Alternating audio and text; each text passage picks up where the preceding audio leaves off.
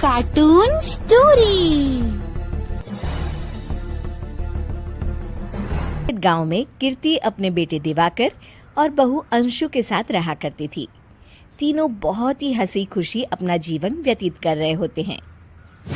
अरे बहू, आज खाना मैं बना देती हूँ। नहीं माँ जी, आप क्यों तकलीफ कर रही हैं? आप आराम कीजिए, खाना मैं ही बनाऊंगी। कितनी अच्छी बहू मिली है मुझे। भगवान ऐसी बहू सबको दे। सब कुछ ठीक चल रहा होता है कि एक दिन गलती से अंशु हंसने वाली दवा खा लेती है।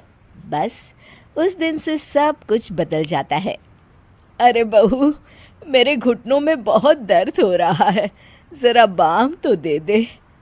अरे बाम लगा कर क्या करोगी माँ जी? मैं पाँव दबा देती हूँ। अरे एक तो मुझे पाँव दर्द हो रहा है, ऊपर से तुम हंस रही हो। आई एम सॉरी माँ जी। अरे फिर से हंस रही है, जा तू मेरे कमरे से, मुझे तुझसे बात नहीं करनी। हे भगवान, ये क्या हो गया? अब माँ जी क्या सोचेगी? 2 दिन बाद कीर्ति घर में किटी पार्टी रखती है। उसकी सभी सहेलियां घर आने वाली होती हैं। अरे बहू, मेरी कुछ सहेलियां आज दोपहर को घर आने वाली है। आज कुछ खाने में अच्छा सा बनाना। सहेलियां? क्यों? मेरी सहेलियां नहीं हो सकती क्या? तुम फिर से हंस रही हो? नहीं माँ जी, मैं हंस नहीं रही हूँ। अरे फिर से हंस रही हो और बोल रही हो कि हंस नहीं रही। नहीं माँ जी, मैं तो तुम जाओ मेरे सामने से और किचन का काम कर लो, जाओ। दोपहर को कीर्ति की सभी दोस्त खाने पर आ जाती हैं। अरे वाह, घर तो बहुत सुंदर सजाया है कीर्ति।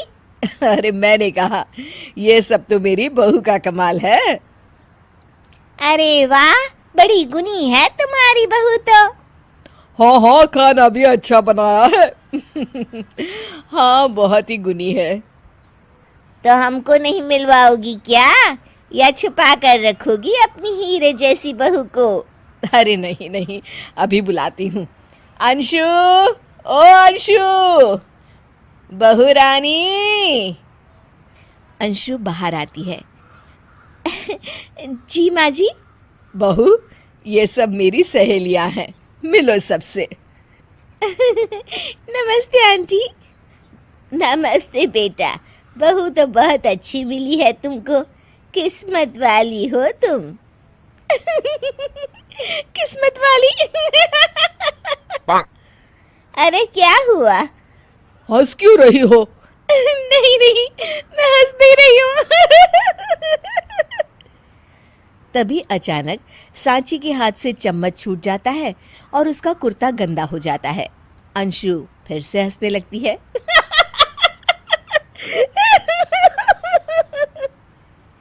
इधर सब सहेलियां गुस्सा होकर चली जाती हैं। कीर्ति भी नाराज होकर अपने कमरे में चली जाती है।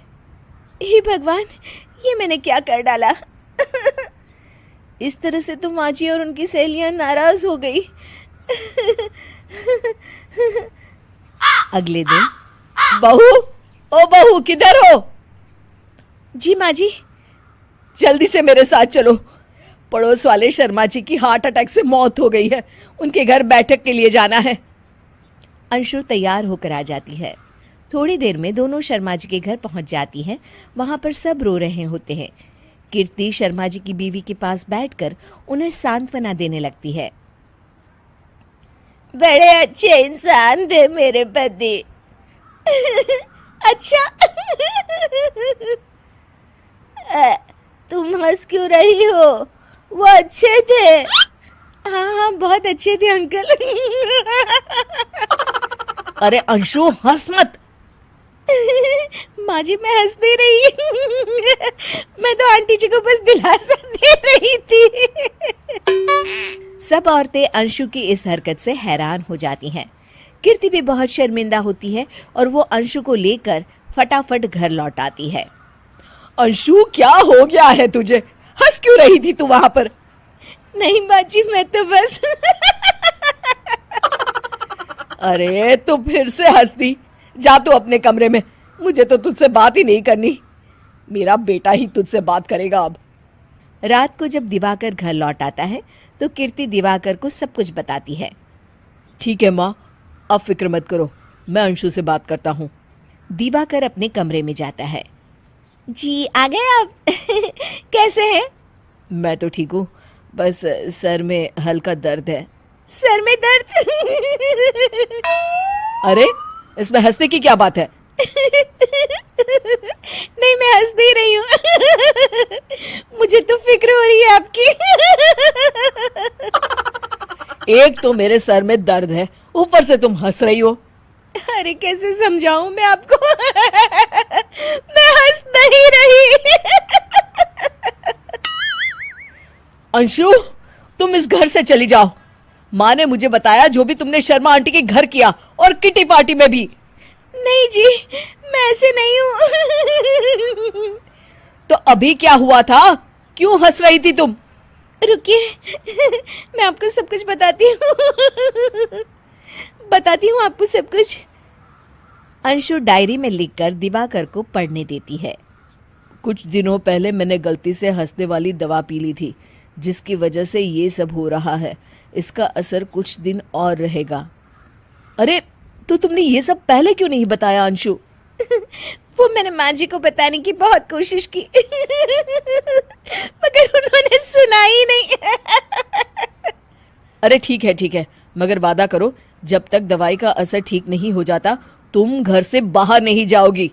नहीं जाऊंगी। और हंसूंगी तो बिल्कुल नहीं। लो, तुम तो फिर से हंस दी।